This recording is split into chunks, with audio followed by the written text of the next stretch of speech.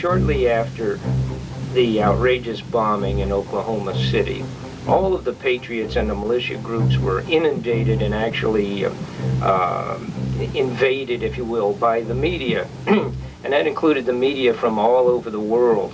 Those of us up at the militia of Montana, in this very small town of Noxon, very, very tiny town, I think we almost had equal numbers of people that live in Noxon to the media personnel that came in. In a short period of time, I believe we did something like 200, possibly 250 interviews. It was absolutely outrageous.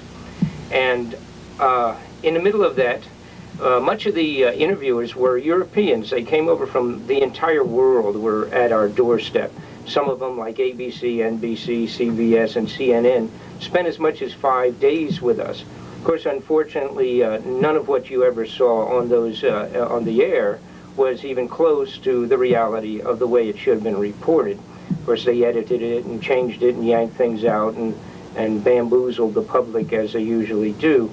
But in the midst of this crowd of people, I met possibly the most amazing woman I've ever met in my life. She is a journalist that does photographic journalism. Her name was Jana Schneider, and she had an overwhelming effect on myself at a point in time when myself and the militia of Montana needed a little bit of a boost. Jana is an American citizen. However, she has been living in Bosnia and Chechnya and in the Arabian Desert during the storm, the worst of the Desert Storm invasions. Jana covers war, and Jana is a beautiful woman. As you can see here, she actually was a Broadway performer in New York City and had even received the nomination for a Tony Award for one of her presentations. She's a singer, a performer, dancer, and actress. Jana had given up all of that several years ago to do what she felt was right, the same as the American patriots and those people that are getting involved with the militia and the patriot movement across the country. Jana goes into the most devastated war zones all around the world and brings back the truth, the true stories. Now, unfortunately, here in America, we don't see very much of that. In Europe, her name is as well known as Peter Jennings as a reporter. I'm going to show you a few bits and pieces to show you the kind of intestinal fortitude this amazing woman has, and let it be an example for all of us in the United States, those patriots and those American citizens that are coming on board, that we should, especially the men, those of you that think you're macho, get a brief view of this. And this is some of the actual footage done by Jana, some of the live footage. There was 8 tanks lined up. There were at least 25 long cargo trucks lined up a quarter mile. And the MiGs made a circle. And I had my camera out because I really didn't think they were going to open up fire.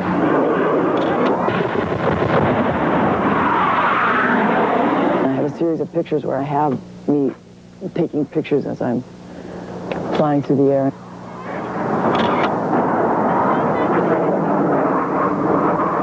And out of 11 people, I was the only one not wounded or killed. Everybody should take a lesson and generate a little bit of strength from this woman. We certainly did, and when she came into the militia of Montana and met all of us, she was also regenerated. She had traveled around the country, had interviewed several different persons involved with the Patriot movement, and had felt it to be a little bit of a letdown. But after meeting the people at the hub of the militia of Montana, she was regenerated herself, and she certainly regenerated us, and you will see why here in this next little bit of footage. But there was nothing. There wasn't even the sound of an explosion. It was so close. The first 3 shells hit within 16 seconds. I saw the bottom of my foot gone and spurting blood, holes everywhere, hamburger. I couldn't believe I was hit. I said, "I'm hit." And Standecker said, "You're hit?" I said, "I'm hit. Get out of here. Get out of here." And he went to reach for me. I said, "Get the f*** out of here. Get out of here." And then he got hit, and I said, leave me, leave me, leave me now, get out of here.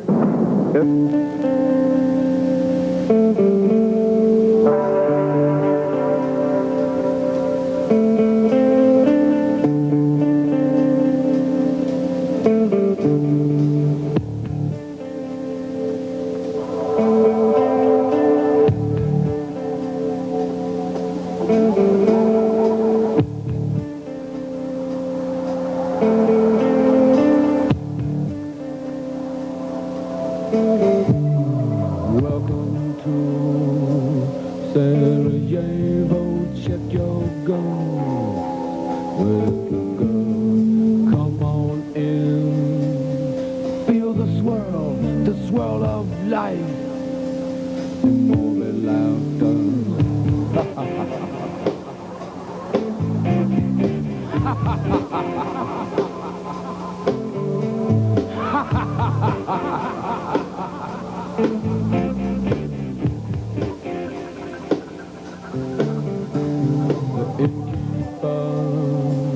a very nice skin. It's tough to slice. Seen it all. Swept up in some bombed out hall.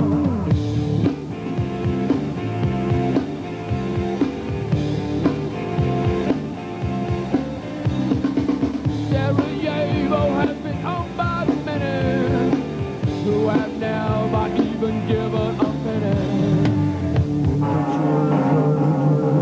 Who live in the shadow. The children who live in the shadow.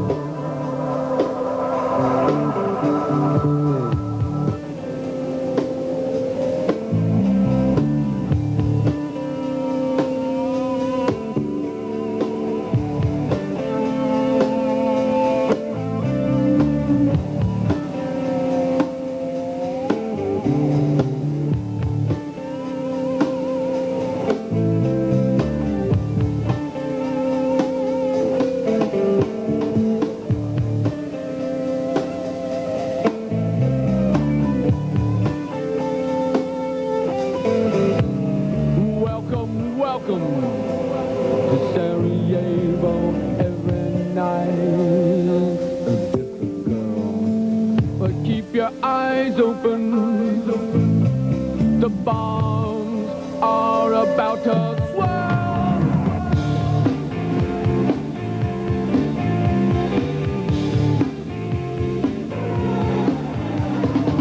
Sarajevo has been owned by many who have never even given a penny.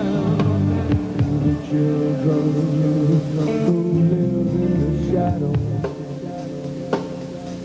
To the children who live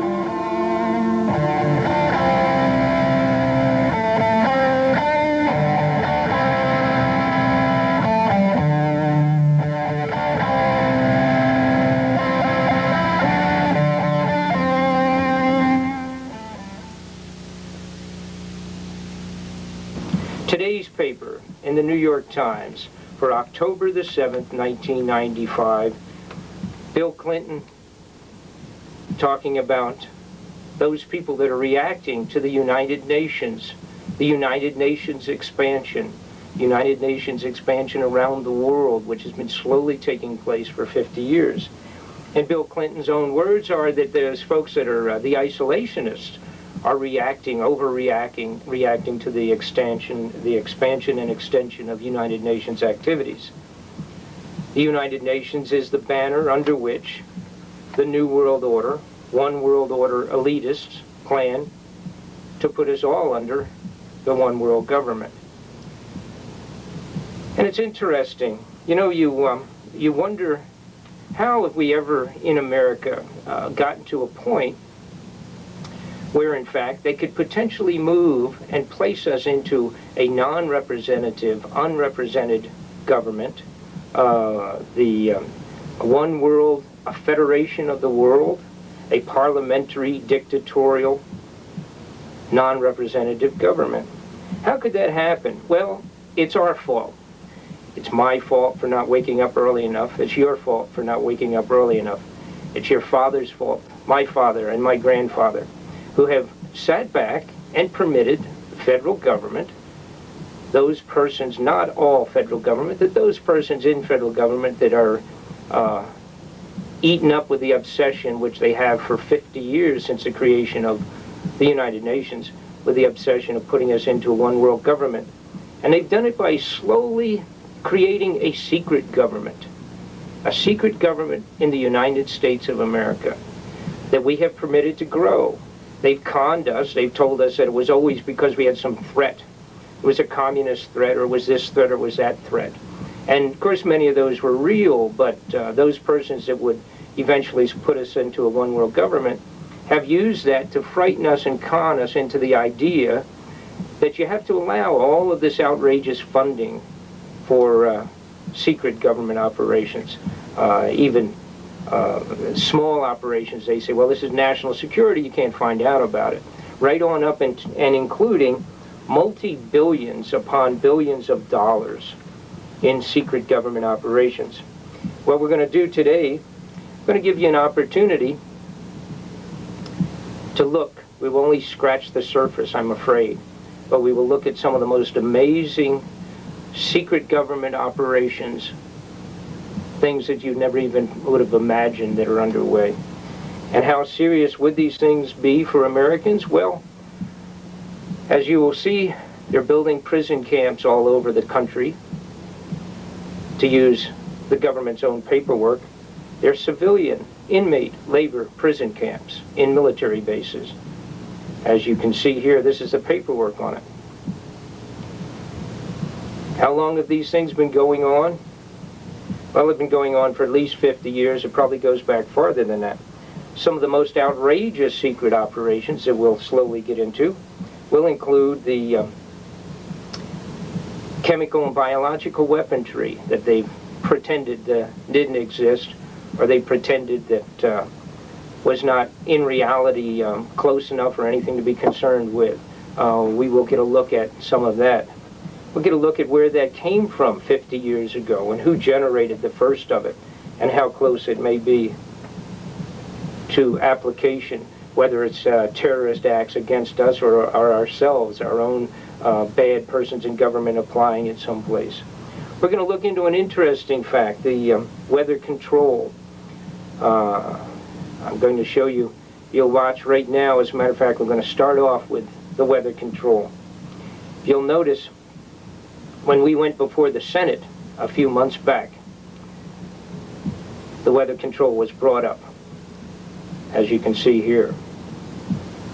Interview with the Los Angeles Times on April 21st, you said that you told the Associated Press that the American government has created weather tampering techniques so that the New World Order will be able to starve millions of Americans and to control the rest. Would you explain what you were trying to say? Well, what I was trying to say is exactly what I said. There is weather control techniques. We have a complete package on that, which I did not bring, but I certainly will see to it that it has brought in for the record. Number one, the entire patents on the equipment. Number two, Senator Claiborne Pell's complete statement and story of his own that not only does it exist, but that we even utilize it as far back as the Vietnam War. You might want to touch base with right, Senator Pell. Can you imagine? Can you imagine being able to turn that kind of weapon, that kind of a weapon on and off, creating, for example, the 14 hurricanes that came right up through the Gulf of Mexico only a couple of weeks ago in September? How about the flooding? How about drought in Africa? Some of that's a little distasteful to look at, but nonetheless, it's a reality. And how is it done? It's done electronically. It's based on old Tesla technology, a man 75 years ago that actually put together the basics for the AC power that we utilize, and as well as unbelievable amazing extensions into electronics. This fellow was like 1,000 years ahead of his time in terms of his own technology. When he passed away several years back, both the Russians and the Americans diligently leaped on everything that he had and started getting into amazing weather control. The weather control, according to Senator Claiborne Pell, as you can see here, the weather control even includes the creation and generation of earthquakes. Uh-oh. How about if some of these scenes were generated? Do we have any idea? No, we're not sure.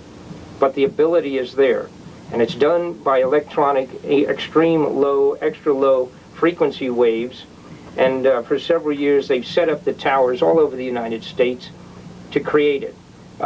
Some of these towers, as a matter of fact, you can see here, there's one area, this is hidden under the pretense of what they call HAARP, which is High Altitude Aurora Research Project.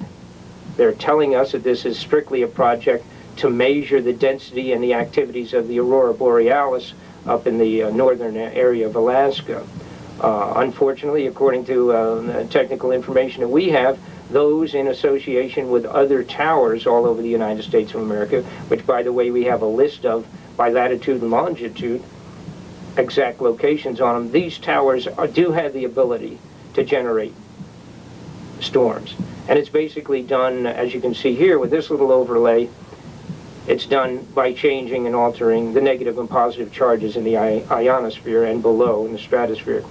That's not all that amazing. It's not some stupid, ridiculous Space Ranger conversation. As you can see from also here, we have the actual congressional and senatorial inquiries and conversations that took place several years back in the 70s relative, once again, to weather control. Now, they don't do United Nations entire conventions between the nations. They don't carry out congressional hearings, and they do not, as you can see here, create literally a policy for the United States of America for weather modification, if in fact they're not doing it. And they've been doing it for 20 years. So to Senator Specter and those folks on their, and Senator Kahn and the rest of those folks up there, when they thought it was humorous, the concept of weather control, maybe all they need to do is come to a good militia meeting or a Patriot meeting sometime, and they'll be able to catch up to what's going on out of Washington, D.C. It's interesting because a short time after I was at the Senate hearings, there was a major front page, entire coverage on some of the very facts we're talking about here in an extremely successful regular standard magazine called Popular Science. Popular Science of September ran an entire cover page and several pages inside on exactly what I've just shown you here. Weather control as a weapon. Think about it. If you never have to send a soldier into an area, and you can destroy the economy, you can destroy the crops, limit the food, and even kill possibly millions and millions in the drought-stricken areas without ever sending out a single person into the battlefield. And you can do it from afar with electronic equipment. Pretty scary. We're going to get into some more scary electronic equipment soon. This is another one here. I will show you this. This literally shows the government has a regular form to be filled out when they're going to dabble into weather control. And yet the government will stand straight before you with a straight face and tell you that that's silly, Mr. Fletcher. We certainly don't have weather control. How about laser weaponry, beam weaponry, particle beam weaponry? Well, this is another one of the scarier parts of what I would call the secret weapons they're in the process of working with. They have outrageous weapons now, lasers that are already set, finished, controlled, set on aircraft, set on tanks, set on other equipment. Both sides of the fence now, they're doing it in Russia, and we have it here as well. And these are laser equipment for blowing the eyes out. As you can see here, this is a particular article done in reference to the blinding lasers. What's really interesting, they call this a humanitarian non-lethal weaponry. Well, I don't know how humanitarian it would be to blind 100,000 soldiers at a single lick. This is what I would consider one of the more outrageous new pieces of weaponry.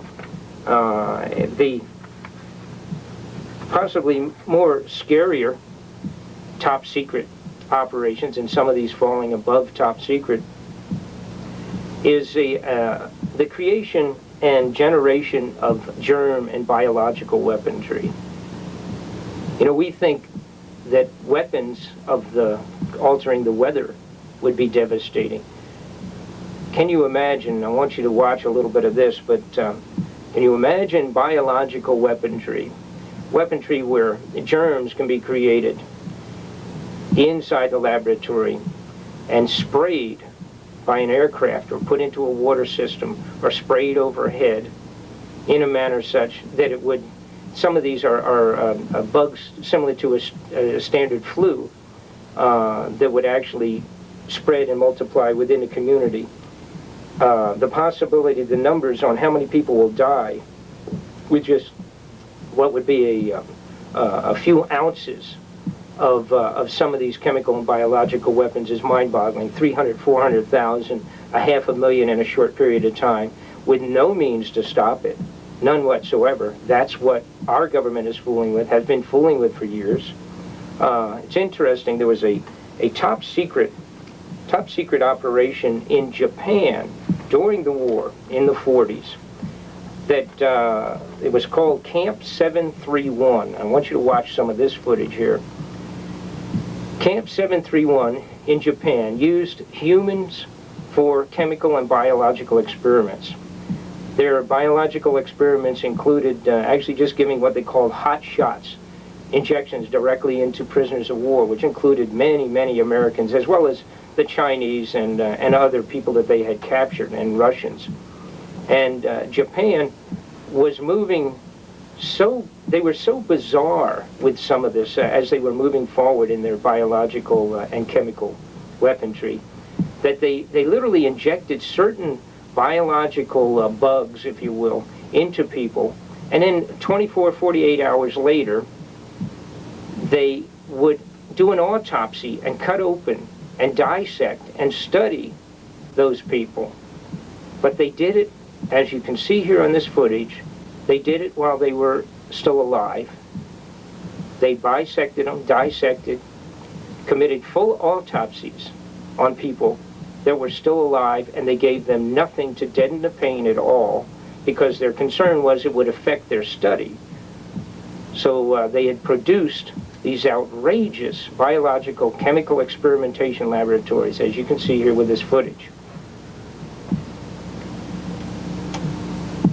The strange thing, or frightening, or to me is rather an upsetting event, was that the bulk of those guys at the top level in Japan, those scientists and those guys who were carrying out the experimentation, after the war, when we had discovered Camp 731 and knew all about it and found out what had happened in reality, with thousands and thousands of people there, when the war was finished, we captured those scientists and medical surgeons and experimental laboratory workers and all their records and brought them to America, and we did not put them in prison camps.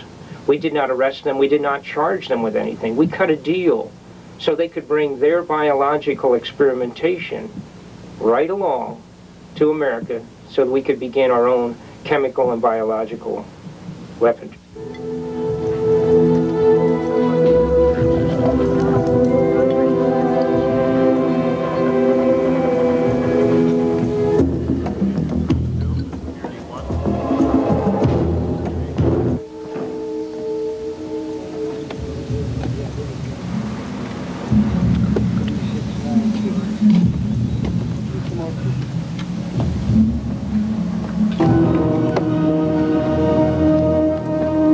Back in 1980, actually it was 1982, I was able to secure, got in my hands, matter of fact, it was before I was even as concerned with what's going on as I am now.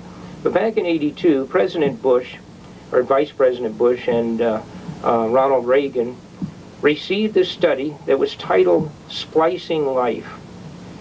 This is a complete study on gene splicing. In the study, there was some really heavy-duty, rather outrageous points made. One was that they said at this point we could potentially solve the Negro problem by splicing the Negro out, by gene splicing. Additionally, this report included information that said one thing we will be able to do as we move forward with the eugenics study and the gene studies is create mutants. Create mutant human beings to work in environments that normally people would not be able to work in, such as environmentally unsafe nuclear waste dumps and places of that sort. That they could create mutants to do this. How have they done it? How far are they? This was in 82. Had they already done it? Many cases, as I found out, in our government, with the secret government, what they do is come forward with these reports and come forward with the information, or come forward with bills in the Congress to cover events that have already been underway for 10, 15, or 20 years. Typically, if you hear about a new bomber that's on the horizon that they're about to disclose it's being worked on, that's already been here for 10, 15, 20 years. We know that for a fact. But as you can see here, this is a cover letter that goes with that study I was referring to on gene splicing. Other types of experiment locations, not just in America, but that have now, many of these been disclosed in communist nations. As you can see here is an outrageous list that shows you, it's a map indicating the experimentation, human experimentation centers, psychological, mental, mind control, chemical, biological, and electronic mind controls done by Russia. This, of course, is just a map indicating how many of those locations we have. But here in America, many of you have heard about MK Ultra. MK Ultra is was a research program underway many years ago, was started. Matter of fact, it was started about the time when President Nixon came forward, or actually was ahead of that a little bit, when President Nixon came forward and said, we're not going to be involved with these chemical and biological weapons, this is terrible business, etc. And everybody patted him on the back and said they needed an international treaty to cover chemical and biological weaponry, which is garbage. There's no way you can do that. It's impossible. This basically falls on the shoulders of moral people. What I mean by that is we have to make an assumption that people are not going to do outrageous events with chemicals and biological mixtures. There's no way to ban and eliminate the products that are utilized to making chemical and biological weaponry. A lot of this you can actually, it's almost like mixing your home, if you will, that type of a thing. You can infect something, expand it by mixing it with other certain properties. So there's no way you're going to put a limitation on chemical and biological weaponry. But at that same point in time, when our government was pulling the wool over our eyes, which it has done so continuously, and unfortunately does it rather well, because it's fooled most of us. Fooled me for the first half of my life, that's for sure. But while they were telling us they weren't going to do this, they had a program, as you can see here, which is an MK Ultra program.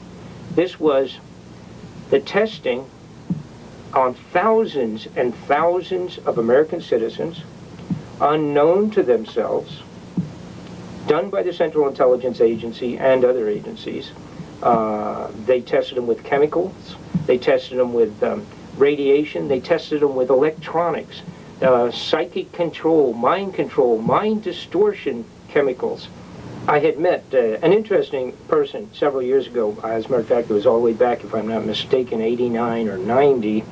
And his name was John Stockwell. John Stockwell was the highest level Central Intelligence agent who was a bureau chief, as a matter of fact, if I'm not mistaken, in Angola and possibly a few other places. And he had jumped ship. He was the highest level CIA station person that had dropped out and just said, I'm out of this. Stuff that the CIA and the secret government is carrying on is too outrageous. And what I'm going to do here is let you listen to John Stockwell very briefly talking, for example, about one of the exercises that they were carrying out that fell under this MK-Ultra plan. This was, in fact, well, I'm going to let you listen to John Stockwell briefly here. CI destabilizations are nothing new. It didn't begin with Nicaragua. We've done it before, once or twice. Like the Church Committee investigating CI covert action in 1975 found that we had run several hundred a year, and we've been in the business of running covert actions the CI has for 4 decades. You're talking about 10 to 20,000 covert actions. CI apologists leap up and say, well, most of these things are not so bloody. And that's true. You're giving a politician some money so he'll throw his party in this direction or that one, or make false speeches on your behalf or something like that. It may be non-violent, but it's still illegal intervention in other countries' affairs, raising the question of whether or not we are going to have a world in which law, rules of behavior are respected, or is it going to be a world of bullies where the strongest can violate and brutalize the weakest and ignore the laws? But many of these things are very bloody indeed, and we know a lot about a lot of them. Investigated by the Congress, testimony by CI directors, testimony by CI case officers, books written by CI case officers, documents gotten out of the government under the Freedom of Information Act, books that are written by Pulitzer Prize winning journalists who've documented their cases. And you can go and read for these things. Classic CI operations that we know about, some of them very bloody indeed. Guatemala 1954, Brazil, Guyana, Chile, the Congo, Iran, Panama, Peru, Bolivia, Ecuador, Uruguay, the CIA organized the overthrow of constitutional democracies. Read the book Covert Action, 35 Years of Deception, by the journalist Garwood. Remember the Henry Kissinger quote before the Congress when he was being grilled to explain what they had done to overthrow the democratic government in Chile, in which the president Salvador Allende had been killed. And he said, the issues are much too important for the Chilean voters to be left to decide for themselves. We had covert actions against China, very much like what we're doing against Nicaragua today, that led us directly into the Korean War, where we fought China in Korea. We had a long covert action in Vietnam, very much like the one that we're running in Nicaragua today, that tracked us directly into the Vietnam War. Read the book, The Hidden History of the Korean War by I.F. Stone. Read Deadly Deceits by Ralph McGee for the Vietnam story. In Thailand, the Congo, Laos, Vietnam, Taiwan, and Honduras, the CI put together large standing armies. In Vietnam, Laos, Cambodia, Thailand, the Congo, Iran, Nicaragua, and Sri Lanka, the CI armed and encouraged ethnic minorities to rise up and fight. The first thing we began doing in Nicaragua in 1981 was to fund an element of the Mosquito Indians, to give them money and training and arms so they could rise up and fight against the government in Managua. In El Salvador, Vietnam, Korea, Iran, Uganda, and the Congo, the CI helped form and train the death squads. In El Salvador specifically, under the Alliance for Progress in the early 60s, the CI helped put together the Treasury Police. These are the people that haul people out at night today and run trucks over their heads. These are the people that the Catholic Church tells us has killed something over 50,000 civilians in the last 5 years. And we have testimony before our Congress that as late as 1982, leaders of the Treasury Police were still on the CI payroll. Then you have the public safety program. I have to take just a minute on this one because it's a very important principle involved that we must understand if we're to understand ourselves and the world that we live in. In this one, the CIA was working with police forces throughout Latin America for about 26 years, teaching them how to wrap up subversive networks by capturing someone and interrogating them, torturing them, and then getting names and arresting the others and going from there. Now, this was such a brutal and such a bloody operation that Amnesty International began to complain and publish reports. Then there were United Nations hearings, and then eventually our Congress was forced to yield to international pressure and investigate it, and they found the horror that was being done, and by law they forced it to stop. You can read these reports, the Amnesty International findings, and our own congressional hearings. These things kill people. 800,000 in Indonesia alone, according to the CIA's estimate, 12,000 in Nicaragua, 10,000 in the Angolan operation that I was sitting in Washington managing the task force. They add up. We'll never know how many people have been killed in them. Obviously a lot. Obviously at least 1 million. 800,000 in Indonesia alone. Undoubtedly the minimum figure has to be 3 million. Then you add in 1 million people killed in Korea, 2 million people killed in the Vietnam War, and you're obviously getting into gross millions of people. But we all know that a dead communist is a good communist, or a good communist is a dead communist, so 5 million, 6 million dead communists, that's great, isn't it? Right?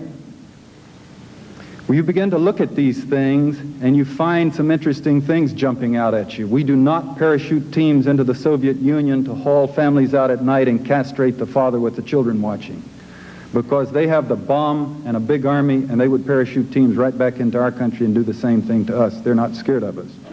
For slightly different reasons, but also obvious reasons, we don't do these things in England or France or Germany or Sweden or Italy or Japan.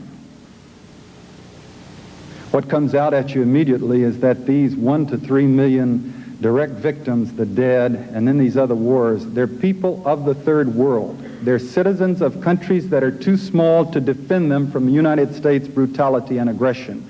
They're people of the Mitumba Mountains of the Congo and the jungles of Southeast Asia, and now the hills of northern Nicaragua, 12,000 peasants.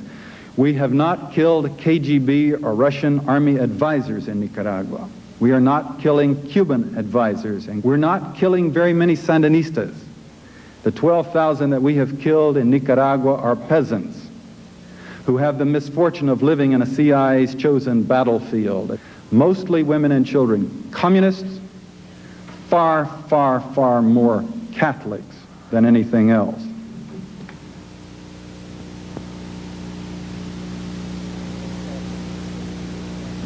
Now, case officers that do these things in places like Nicaragua, they do not come back to the United States and click their heels and suddenly become responsible citizens. They see themselves, they have been functioning above the laws of God and the laws of man. They've come back to this country and they've continued their operations as far as they can get by with them. And we have abundant documentation of that as well. The MH Chaos program, exposed in the late 60s and shut down, reactivated by President Reagan to a degree, we don't have the details yet, in which they were spending $1 billion to manipulate United States student and labor organizations. The MK Ultra program, for 20 years working through over 200 medical schools and mental hospitals, including Harvard Medical School, Georgetown, some of the biggest places we've got, to experiment on American citizens with disease and drugs. They dragged a barge through San Francisco Bay leaking a virus to measure this technique for crippling a city. They launched a whooping cough epidemic in a Long Island suburb to see what it would do to the community if all the kids had whooping cough. Tough shit about the 2 or 3 with weak constitutions that might die in the process. They put light bulbs in the subways in Manhattan that would create vertigo, make people have double vision so you couldn't see straight, and hid cameras in the walls to see what would happen at rush hour when the trains are zipping past if everybody has vertigo and they can't see straight and they're bumping into each other. Colonel White, oh yes, and I can't not mention the disease experimentations, the use of deadly diseases. We launched, when we were destabilizing Cuba for 7 years, we launched the swine fever epidemic in the hog population, trying to kill out all of the pigs, a virus. We experimented in Haiti on the people with viruses. Now, I am not saying I do not have the slightest shred of evidence that there is any truth or indication to the rumor that the CIA and its experimentations were responsible for AIDS. But we do have it documented that the CIA has been experimenting on people with viruses. And now we have some deadly killer viruses running around the society. And it has to make you wonder, and it has to make you worry. Colonel White wrote from retirement. He was the man who was in charge of this macabre program. He wrote, "I toiled wholeheartedly in the vineyards because it was fun, fun, fun. Where else could a red-blooded American boy lie, kill, cheat, steal, rape, and pillage with the blessings of the All-Highest?" Now that program, the MK Ultra program, was eventually exposed by the press in 1972, investigated by the Congress, and shut down by the Congress. You can dig up the congressional record and read it for yourself. There's one book called In Search of the Manchurian Candidate that's written by John Marks, based on 14,000 documents gotten out of the government under the Freedom of Information Act. Read for yourselves. The thing was shut down, but not one CIA case officer who was involved was in any way punished. Not one case officer involved in these experimentations on the American public lost a single paycheck for what they had done. Church Committee found that the CIA had co-opted several hundred journalists, including some of the biggest names in the business, to pump its propaganda stories into our media, to teach us to hate Fidel Castro and Ho Chi Minh and the Chinese and whomever. The latest flap or scandal we had about that was a year and a half ago. Leslie Gelb, the heavyweight with the New York Times, was exposed for having been working covertly with the CIA in 1978 to recruit journalists in Europe who would introduce stories, print stories, that would create sympathy for the neutron bomb. The Church Committee found that they'd published over 1,000 books. Paying someone to write a book, the CIA puts its propaganda lines in it, the professor or the scholar gets credit for the book and gets the royalties. The latest flap we had about that was last year. A professor at Harvard was exposed for accepting $105,000 from the CIA to write a book about the Middle East. Several thousand professors and graduate students co-opted by the CIA to run its operations on campuses and build files on students. And then we have evidence now, which has been hard to collect in the past, but we knew it was happening, of CIA agents participating, trying to manipulate our elections. FDN, Contra commanders, traveling this country on CIA plane tickets, going on television and pinpointing a congressional candidate and saying, that man is soft on communism, that man is a Sandinista lover. A CIA agent going on television trying to manipulate our elections. All of this to keep America safe for freedom and democracy. In Nicaragua, the objective is to stop the Cuban and Soviet takeover, we say. Another big operation in which we said the same thing was Angola, 1975, my little war. We were saying exactly the same thing, Cubans and Soviets. Now, I will not go into great detail about this one tonight because I wrote a book about it. I detailed it, and you can get a copy of that book and read it for yourselves. I have to urge you, however, please do not rush out and buy a copy of that book because the CIA sued me. All of my profits go to the CIA, so if you buy a copy of the book, you'll be donating 65 cents to the CIA. So check it out from your library. Well, the most recent, of course, is the Gulf War situation. And it's interesting. What has happened, I've received a copy of a Senate congressional inquiry it took place about a year ago in 1994, actually towards the end of the year. Came to me from Senator Rockefeller, which was interesting. And what he does is covers 50 years of chemical and biological testing on our own military soldiers that they have done without ever telling these guys that they were getting it. And this is an entire expose on the Gulf War syndrome situation. And the report, which goes totally in depth, which is available through us, as a matter of fact, if you'd like to get it. This report shows where they had injected totally unknown biological agents into thousands and thousands of our own our own Desert Storm soldiers prior to sending them over to Desert Storm. This was a huge guinea pig operation, folks. But the flip side of this, which is maybe more heinous, even if you can imagine being more disgusting than that type of operation, is the fact that I believe that this exposure by Rockefeller, by Senator Rockefeller, of all these outrageous experiments is a cover for the more serious outrageousness, and that is the George Bush, Ronald Reagan administration, and even prior to that, but during that period of time, when they were dealing with people here in America creating biological and chemical weaponry, as particularly one location that I'm totally familiar with out of Florida. The information and documents available on this as well, where they actually were selling the basis for the biological and chemical weaponry to Hussein as a business deal. And the truth is, this is a cover, this Rockefeller's report, which is probably true relative to giving these outrageous chemical and biological tests unbeknownst to our soldiers and injecting them and killing thousands of them as we speak. It really is possibly a cover for the outrageous deals that were going on with Hussein with the previous administrations. And that's the rest of the story, as Paul Harvey would say. As you can look here, there's some of the paperwork relative to that. Well, what is the rest of the secret government? How about the concerns that the American patriots and the militia groups have with the national identification, national ID, the permanent identification, and which of course they keep telling us that not to worry about it. Let me show you how far the national identification system has gone. First off, before I get into that, I want you to realize that you can look at this bill we have right here, which is 2202. This is a congressional bill that's running through the mill right now as we speak in October of 1995. This bill is technically being presented to everyone as an immigration control bill. Well, now what it says, for example, is number one, is that the president is going to be called upon in the Justice Department to work special deals with foreign nations to have cooperative transfers of prisoners between other countries and ourselves. Well, of course, if you looked at that and said, well, that makes sense. If you have illegal immigrants coming in, you want to have the ability to cooperatively send those people back to those countries where they may come from. So I guess that sort of might make sense. However, I've noticed the first couple of treaties that have been done by the president, one of them is with Romania.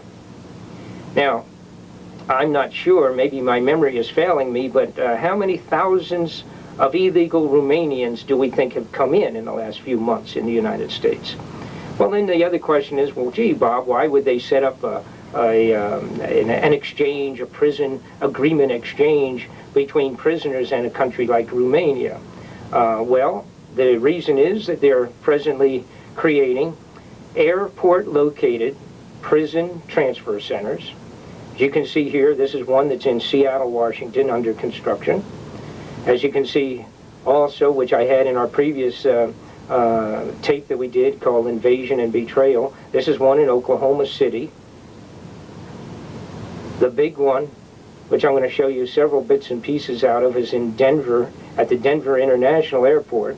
The Denver International Airport, in my opinion, and the opinion of people that have done a fairly close study of this, is the Denver International Airport will be a pivot point for transferring prisoners by the thousands. It's structured in a manner such that the roof could be removed very easily. Helicopters could literally drop into the middle of the building if necessary. The airport, as in the paperwork for $80 million prison base located at an airport down in the south, that one is specifically, the paperwork says prisoners will be able to be transferred without being seen from either the ground or from the air. They are constructing them in that manner. As you can see from this paperwork that you're looking at right now, this is out of a civil affairs operation manual of the United States Army. This is a secret manual. But if you'll notice, Denver is the main pivot point, the main connecting point to all the other state regions that have been broken up on this map by the United States Army. What does that mean? Well, it means that if you put it together along with the put it together along with the fact that we're cutting special deals with nations like Romania, we may end up shipping American citizens after they're arrested as they move forward with the New World Order. They will ship prisoners to foreign nations if they so desire to do so. Other outrageous points in connection with the prison camps, if you will, and transfer centers. If you'll notice here, Fort Dix has already been converted under the United States Army's mandates for creating civilian inmate labor camps. If you'll notice here, you see this is actually photographs of a prisoner of war sample base. And of course here, I'm going to switch back to the Civil Affairs document 4110 that showed the center of Denver being a pivot point for the FEMA operations. You're also going to notice they have an interesting thing. This is a map overlay for civilian pickup points. What does that mean? Here's also a map, or excuse me, a drawing that resembles this very prison camp that you're seeing here. I guess you could always say, well, this is, of course, designed for other places, but I don't know why they would include Denver if they're talking about other locations for these prison camps. Now we're going to get back into another point, the chemical and biological weaponry. As you can look here, just to give you an idea of the amount of biological weapons that are stored in the United States. You notice it's thousands and thousands of tons. This is not a little bit, this is tonnage we're talking about here. Of course, they come forward recently here with the New World Order, and they are relabeling the plutonium. The plutonium in the United States now is being relabeled by the United Nations. The UN is taking control of the plutonium. This is a picture right in the Hanford plutonium storage and facility. As you'll notice here, it just clearly shows a United Nations personnel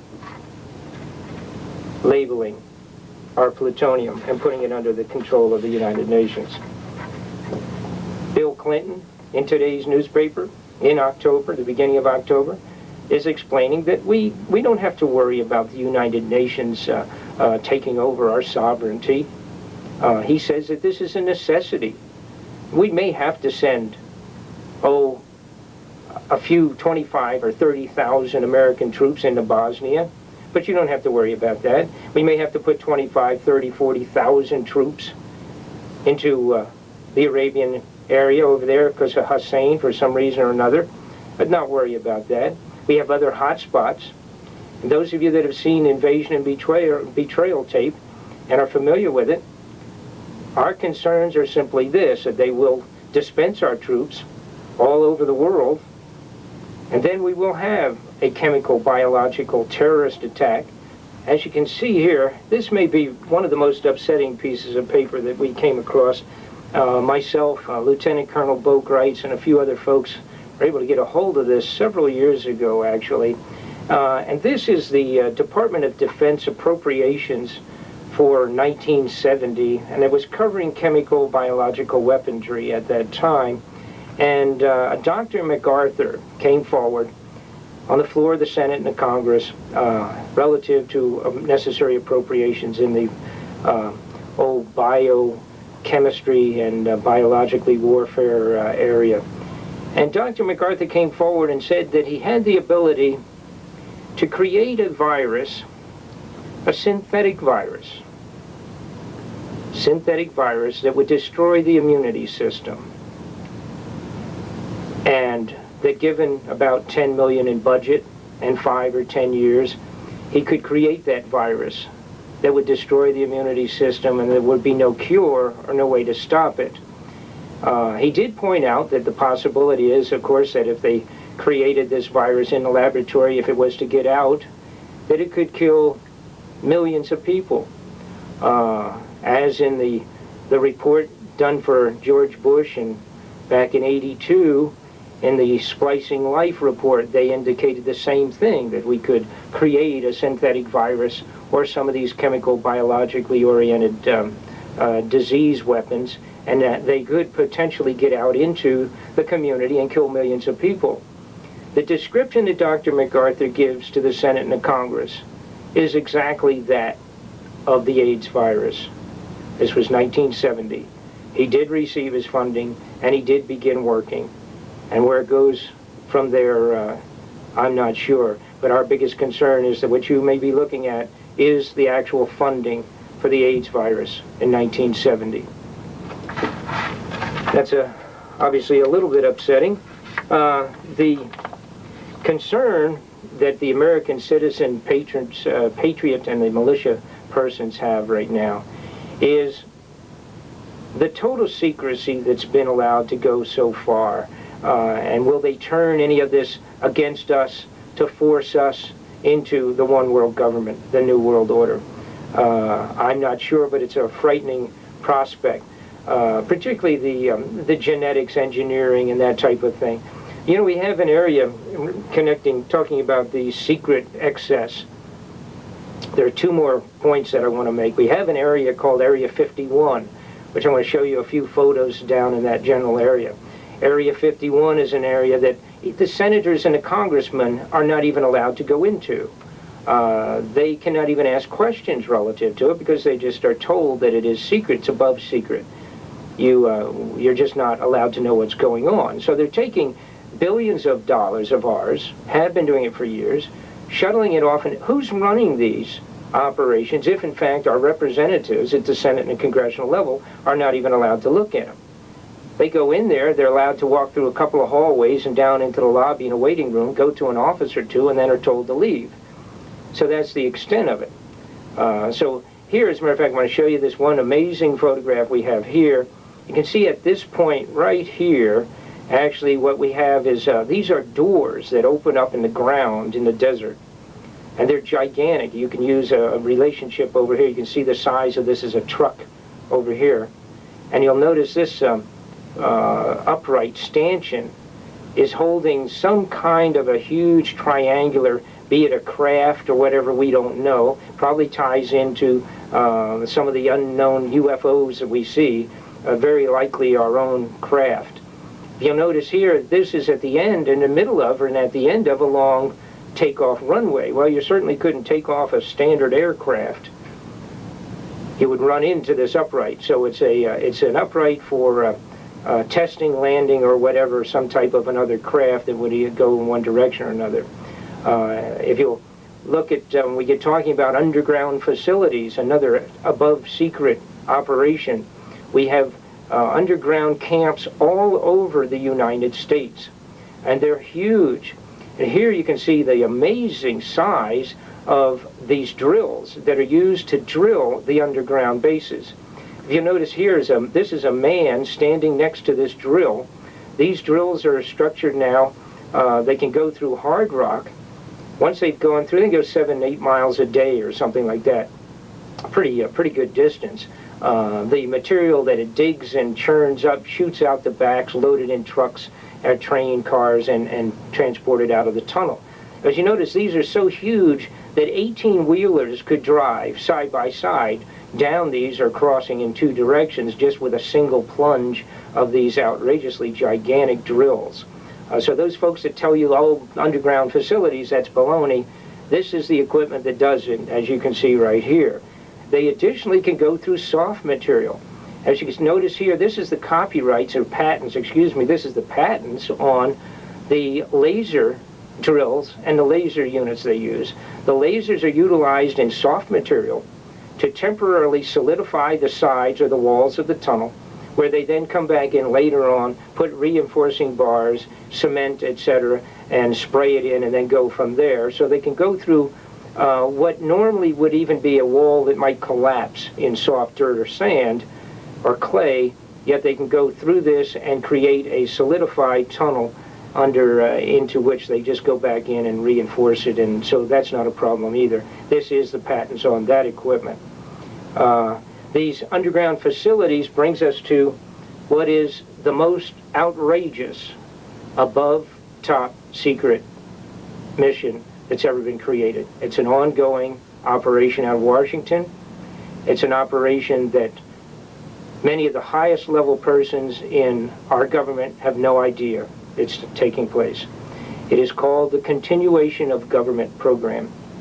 Continuation of Government Program is above top secret. Continuation of Government Program is basically designed originally with a logical thought in mind, and that is to be able to preserve the president's position and or other leadership of the government, and to maintain the continuance of government in the case of a horrendous, say, a nuclear attack from a foreign nation, from wherever, that the highest members of the government would be shuttled off to underground facilities, taken underground, and could maintain government. Now, interestingly enough, they call this as a constitutional government maintenance. However, the plan calls for the appointment of presidents and vice presidents, if in fact that would be the need, and the appointment of those presidents would be done by a handful of people, but have nothing to do with representative government, of course. So the continuation of representative government under the Continuation of Government Program is actually, in fact, the continuation of some sort of an appointed dictatorship. So it kind of, it's an oxymoron, and it does not work. It does not fly. I want you to look here now. There's a few brief little segments I'm going to show you in connection with the Continuation of Government Program on this little video here. You watch some of this, please. You'll be surprised.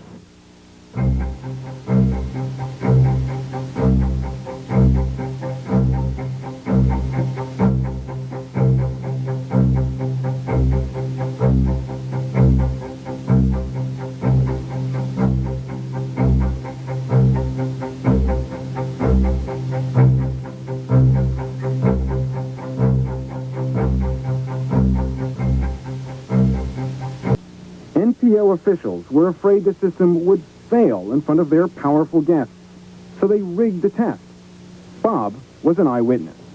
At one point, information was supposed to be sent out, and even though lights were blinking and the wheels were turning, the message was being sent by payphone about a block and a half from the site where the exercise was taking place. So, X $1 million worth of communications equipment later, they had to use the payphone to make it work? That's what happened. Millions of dollars worth of equipment failed to function correctly, and 25 or 50 cents worth of change in a pay telephone got the message through. The test appeared to be a success, but the officials had been hoodwinked, and money continued to flow into the program. Very few people knew about the scam, and because the program is so classified, there was no one they could tell. Well, the question is, of course, what do Americans do with a government that's gone and moved so far forward into secrecy? How do we react to the secret government? What do we do? I guess the biggest point is you've got to let your friends and relatives know about what's happening. Number two, you've got to contact your senators and your congressmen and tell them that you are aware of what's happening, that you want to stop government that's done in the darkness, government that's done in secrecy. It's a war for control, the control of your mind and your body. Americans are traditionally independent, very hard to control, but the architects of the New World Order have ways to force you into submission. To those servicemen 40 years ago that were used as guinea pigs in these unbelievable biological and atomic experiments, and to those servicemen, those patriots that have stepped forward, that have the nerve to move forward in the shadow of the enemy and to bring forward the truth and to try to show to the American people that our problems are not necessarily 5,000, 2,000, 3,000 miles away, that our problems are in our backyard. Those guys that have the nerve to come forward and let the rest of the world know that we, in fact, will stand and resist a one world, new world order. We will not tolerate treason and tyranny in our government, moving us into an unrepresented, tyrannical, dictatorial, one world government, and that we will resist.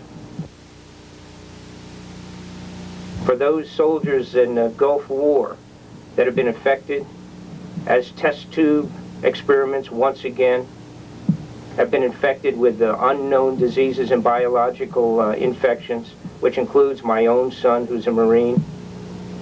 All of you guys and those people that have stepped forward, you are forever heroes. You fall in the ranks with George Washington, with what he put up with when those guys originally created this country. And shame on a president that will come forward and say in public, how dare you speak out against a government? How dare you call yourselves a patriots? You guys are forever the heroes. You guys that are in the service right now, and Mr. New, the young military man that presently has stepped forward and says, I will not serve under the United Nations because I did not take an oath to support the United Nations, which is some kind of a private enterprise for one world government.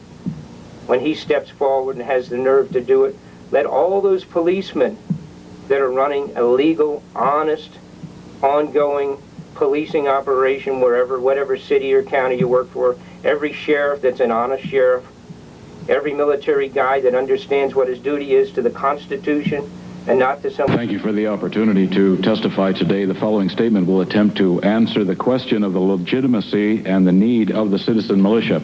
Not only does the Constitution specifically allow the formation of a federal army, it also recognizes the inherent right of the people to form militia. Further, it recognizes that the citizen and his personal armament are the foundation of the militia. The arming of the militia is not left to the state, but to the citizen. However, should the state choose to arm its citizen militia, it is free to do so, bearing in mind that the Constitution is not a document limiting the citizen, but rather limiting the power of government. But should the state fail to arm its citizen militia, the right of the people to keep and bear arms becomes the source of the guarantee that the state will not be found defenseless in the presence of a threat to its security. It makes no sense whatsoever to look to the Constitution of the United States or that of any state for permission to form a citizen militia, since logically the power to permit is also the power to deny. If brought to its logical conclusion in this case, government may deny the citizen the right to form a militia. If this were to happen, the state would assert itself as the principal of the contract, making the people the agents. Liberty then would depend on the state's grant of liberty. Such a concept is foreign to American thought. While the Second Amendment to the United States Constitution recognizes the existence of the state militia and recognizes their necessity for securing a free state, and while it also recognizes that the right of the people to keep and bear arms shall not be infringed, the Second Amendment is not the source of the right to form a militia nor to keep and bear arms. Those rights existed in the states prior to the formation of the federal union. In fact, the right to form militia and to keep and bear arms exists from antiquity. The enumeration of those rights in the Constitution only underscores their natural occurrence and importance. According to the 10th Amendment, ultimate power over the militia is not delegated to the federal government by the Constitution. Consequently, the power of the militia remains in the hands of the people. Again, the fundamental function of the militia in society remains with the people. Therefore, the Second Amendment recognizes that the militia's existence and the security of the state rests ultimately in the people, who volunteer their persons to constitute the militia and their arms to supply its firepower. The primary defense of the state rests with the citizen militia bearing its own arms. Fundamentally, it is not the state that defends the people, but the people who defend the state. The second line of defense of the state consists of a statutory organization known as the National Guard. Whereas the National Guard is solely the creation of statutory law, the militia derives its existence from the inherent inalienable rights which existed before the Constitution and whose importance are such that they merit specific recognition in that document. While the National Guard came into existence as the result of legislative activity, the militia existed before there was a nation or a constitutional form of government. The militia, consisting of people owning and bearing personal weapons, is the very authority out of which the United States Constitution grew. This point must be emphasized. Neither the citizen's militia nor the citizen's private arsenal can be an appropriate subject of federal regulation. It was the armed militia of the American colonies whose own efforts ultimately led to the establishment of the United States of America. While some may say that the right to keep and bear arms is granted to Americans by the Constitution, just the opposite is true. The federal government itself is the child of the armed citizen. We, the people, are the parent of the child we call government. You, senators, are part of the child that we, the people, gave life to. The increasing amount of federal encroachment into our lives indicates the need for parental corrective action. In short, the federal government needs a good spanking to make it behave. One other important point needs to be made. Since the Constitution is the limiting document upon the government cannot become greater than the granting power. The servant cannot become greater than its master. Therefore, should the chief executive or other branch of government or all branches together act to suspend the Constitution under a rule of martial law, all power granted to government would be canceled and deferred back to the granting power, that is the people. And I'll conclude with this statement: martial law shall not be possible in this country as long as the people recognize the Bill of Rights as inalienable. My statement is not complete, however, it has been made part of the record for those who would like to review it. Thank you very much. Thank you, Mr. Olson.